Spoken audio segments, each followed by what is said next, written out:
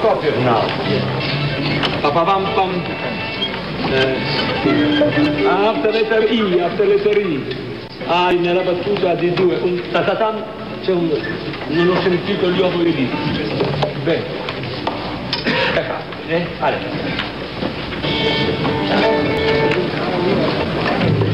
Ready, oi là! What you've just heard was a fragment of a rehearsal conducted by Arturo Toscanini as he prepared to record one of the works to be heard later on this, the 6th of NBC's new broadcast series, Toscanini, the Man Behind the Legend.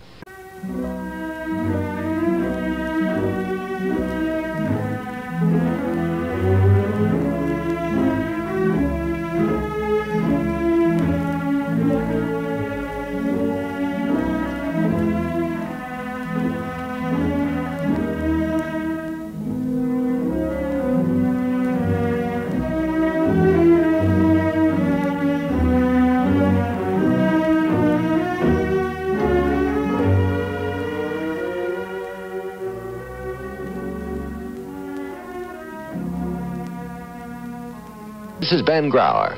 Welcome to another broadcast of Toscanini, the Man Behind the Legend, where each week we bring you music performed under the baton of Arturo Toscanini, conducting the famed NBC Symphony Orchestra, and where also at our intermission time we'll learn about the man behind the legend as friends and colleagues of the maestro recall their memories of him in warm and intimate word portraits.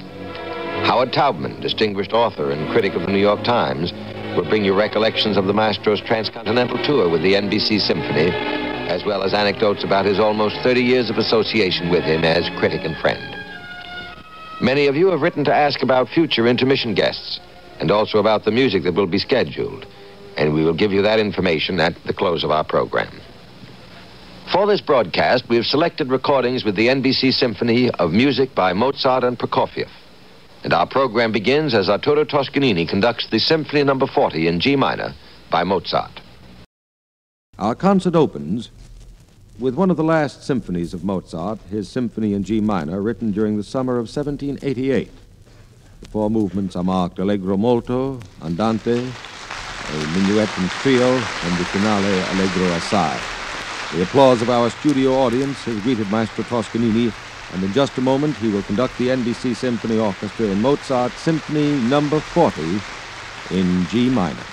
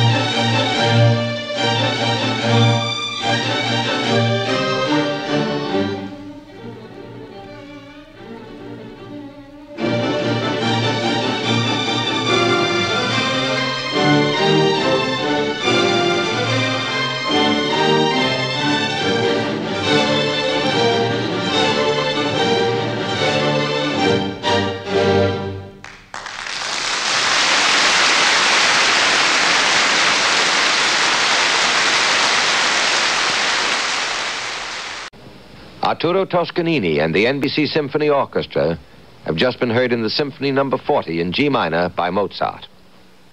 In the personal files of the Toscanini family at Riverdale, New York, there are innumerable newspapers, magazines, and books devoted to the life and accomplishments of Arturo Toscanini.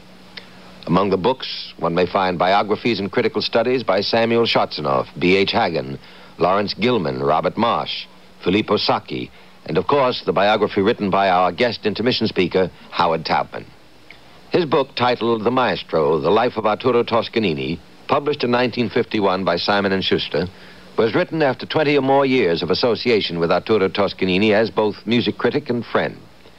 It's our pleasure to bring to our NBC microphones the distinguished drama editor for the New York Times, Howard Taubman.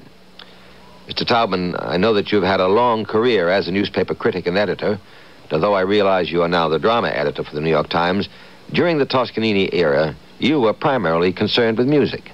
I was music editor from 1935 on, and I began writing about music in 1930, so I feel as if I witnessed a great part of the Toscanini era. When was your first real intimate conversation with him? Well, it occurred in 1935. It was the final concert that Toscanini gave with the New York Philharmonic, the farewell. And if you recall, there was a great to-do because at the end of the concert, some photographers came and let off flash bulbs. Ran down the center aisle and popped the bulbs in his face. And the maestro, it was said, was blinded by them, and indeed he did not return for curtain calls. I was then a young assistant music critic and reporter, and I went back to the office, and our night managing editor was alarmed by the report that he had read somewhere that Toscanini was blinded by the flash bulbs. So he collared me, and he said, I understand there's a party that the Philharmonic is giving for Toscanini. Farewell. A farewell party. I don't know whether he's there, and I will not rest easy until I have an eyewitness report that Maestro is not blinded, or if he is blinded, I want to know how badly. So you are assigned to go there and see. Well, it wasn't easy for a reporter to burst into a party. They didn't want the press at this party. It was to be a party just for Maestro and the musicians. Oh.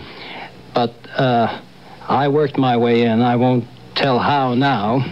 And I approached Maestro expecting to be bounced on the head because at this moment he was supposed to be very irritated with the press. He knew me. He gave me the most cordial welcome. He insisted I sit beside him, and he wouldn't let me go home. He talked at great length about his career with the Philharmonic, but his eyes were facing the future, and I recall the thing he wanted to talk about most was the fact that he was going to Israel, it was then known as Palestine, to conduct some concerts with the Philharmonic there. That had, for Maestro, and I guess for everyone, certain political overtones. Here was this deeply patriotic Italian who was not in tune with Mussolini. That, and remember it was 1935. It was a way for Maestro to say how much he loathed Nazism. Indeed, the orchestra was made up of many refugees from Hitler Germany. So to him, it was much more than a musical event. It was one of the key events of his life, and I think it remained that. Maestro always had a lively interest in the world around him, the larger world other than music. Oh, yes. I found that he was alert to politics, to all kinds of things. And I really got to know Maestro in the course of the transcontinental tour that Maestro led with the NBC Symphony in 1950.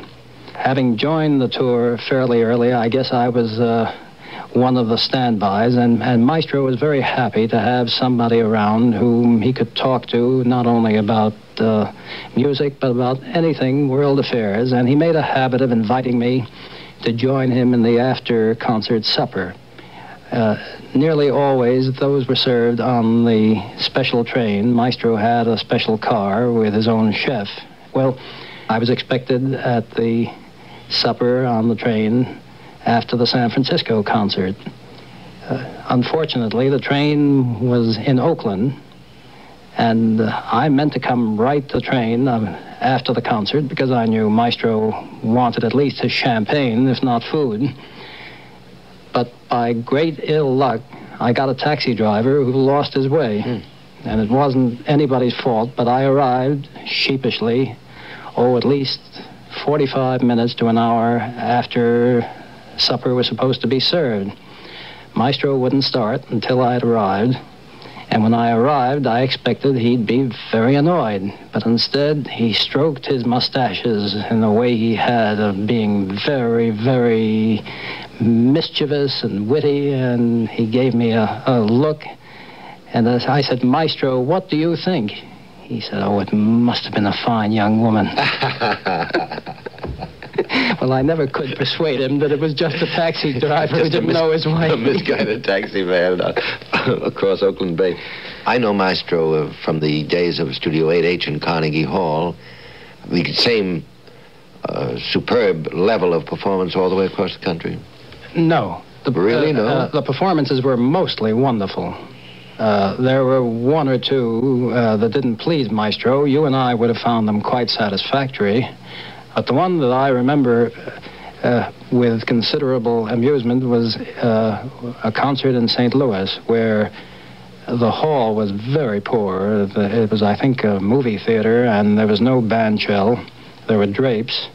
And Maestro actually gave what I thought was a brilliant performance of the Eroica by Beethoven. But it didn't come across, and he knew it was not coming across.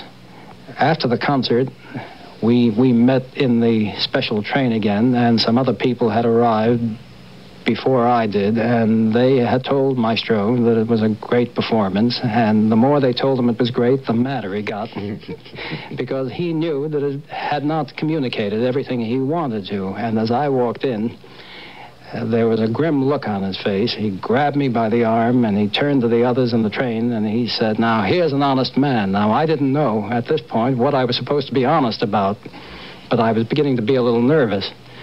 And Maestro said, now, what did you think of the Eroica? Well, like George Washington, I couldn't tell a lie at that moment. And I said, well, Maestro, I've heard it done better, though it wasn't your fault. Well, that saved the evening for him. He grinned and he said, see, I told you you were flatterers, and then we went to supper. That insistence on truth and honesty, his own inner truth, went through him all through the years. Yes, I think he was unsparing on himself. Yes, I think that explains the man as much as anything. The uncompromising integrity in everything, in his own attitude toward himself, and of course, in his attitude to the music and his attitude to the other musicians, of whom he expected as much as he would give himself. Well, Howard Taubman, as a long-range professional viewer of music as performed here in the United States, what would you say is Maestro's mission or place or what he left for us? For me, it has always been a question of his greatest bequest were the standards he set. Standards of what we just mentioned, integrity, standards of interpretation that played fair with the music, but it was always 100% commitment on his own part. The Maestro is unique. I feel that he is like an eternal conscience for the purity and the unrelenting fight for the integrity of art. From time to time, I refresh myself in a way that I cannot find any other way. It's to take some of those old records of Toscanini, and you know, with the first chord, the clarity, the precision, the fire, the passion, you feel you're in the presence of greatness. The presence of greatness. Thank you, Howard Taubman.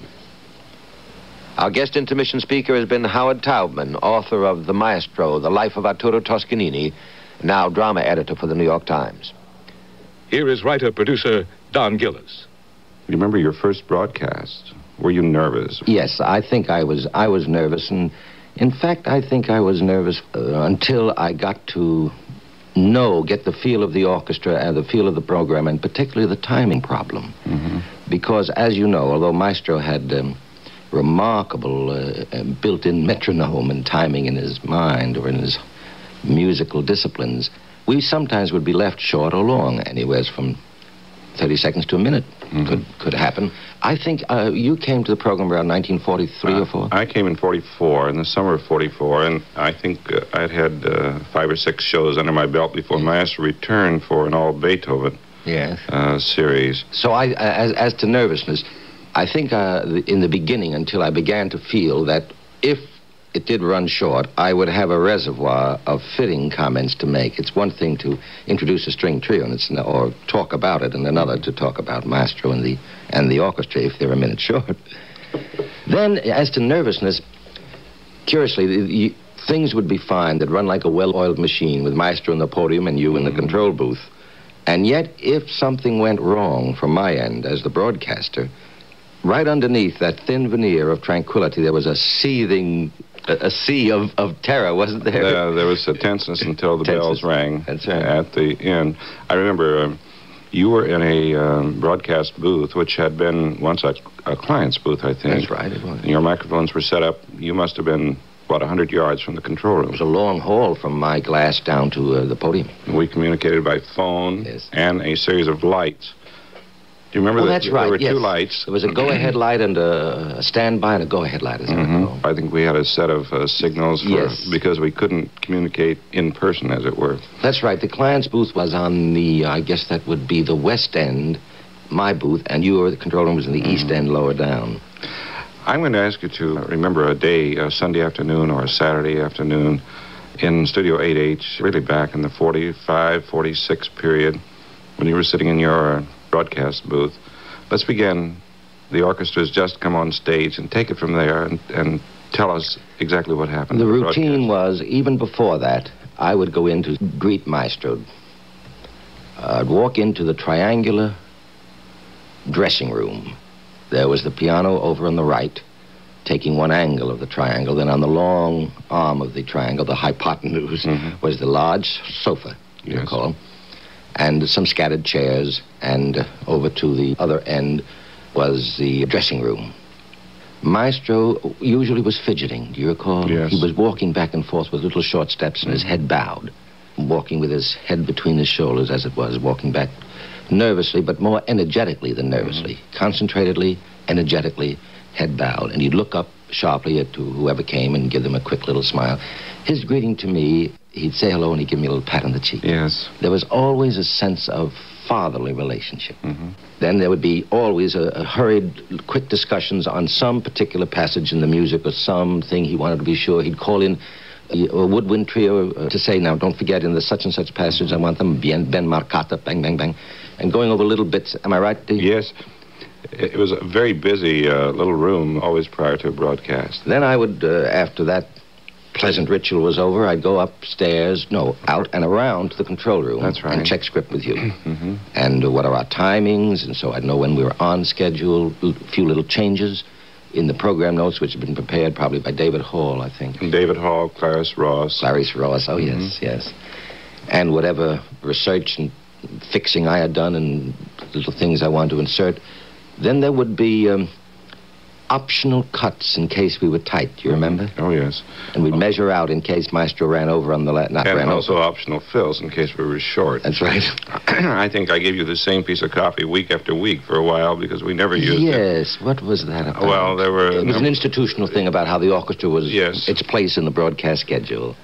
That got to be greasy from much handling and little talking. And then in the control room, the good-natured banter. I think that I remember those pre-broadcast days, there were always a few jokes, although all of us were really and truly not in a joking mood. We were tense, and there was the sort of humor that grows out of... But anyway... I think, I'm thinking also of the engineers, our George Mathis, for example, Charles Gray, Charlie Johnson. Gray, yes. Hollis Young for a while. Hollis Young. Well, there were a number, of course, the men with their vacation schedules and all. There were Gil Markle was... the interesting thing is none of them professed to be music lovers or music understanders. They almost prided themselves, the engineers, on the fact that this was a mysterious world, that is the emotional and artistic, if you will, world of the music. But as to the technical quality of pickup, they prided themselves in the fact that they were able to discern this voice in the orchestra or that, and the mic placement. And technically, Don, didn't we fool around with many mics and finally end up with one? When I first came here, Ben, there was a sort of a cornfield of mics, that is, Yes. many mics. Yes. I had always believed in a single mic pickup, and the orchestra during 8H and most of the time in Carnegie Hall, with the exception of soloists or chorus, was normally a single mic pickup. At the very beginning of our program, we brought you a fragment of a rehearsal being conducted by Maestro Toscanini in preparation for a recording of the Classical Symphony by Sergei Prokofiev.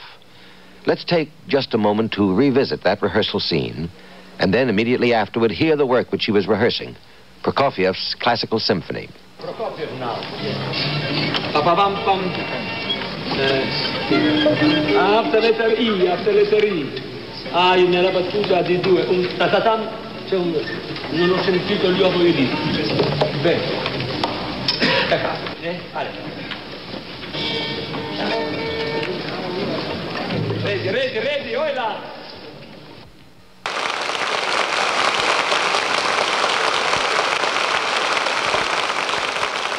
The applause of our audience here in Radio City announces the entrance of Arturo Toscanini, and in just a moment he will conduct the opening number of this special War Bond concert, the Classical Symphony by Prokofiev.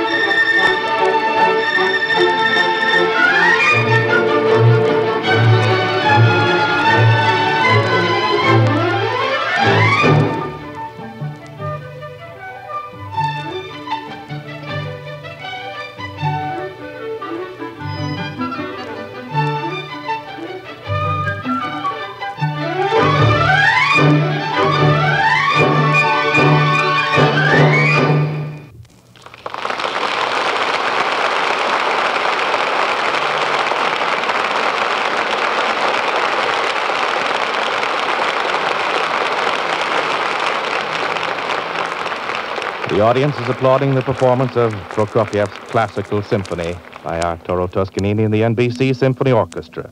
The Classical Symphony by Sergei Prokofiev, with the NBC Symphony conducted by Arturo Toscanini, brings to a close another in NBC's new series, Toscanini, the man behind the legend. Earlier, we heard Mozart's Symphony No. 40 in G minor, and Howard Taubman was our intermission guest. As we said earlier, many of you have asked for information on future programs. Well, next week, our intermission guest will be Mrs. Lionel Pereira. 2 weeks from now, we'll hear the overture to Colas Brugnon of Kabalevsky, Don Juan by Richard Strauss, and the Daphne and Chloe Suite No. 2 of Maurice Ravel. Carl Glassman, former timpanist of the NBC Symphony, will be our intermission guest at that time. On the following week, our music will be that of Rossini's Semiramide Overture and Schumann's Symphony No. 3, with Gregor Piatigorsky as our special intermission interviewee.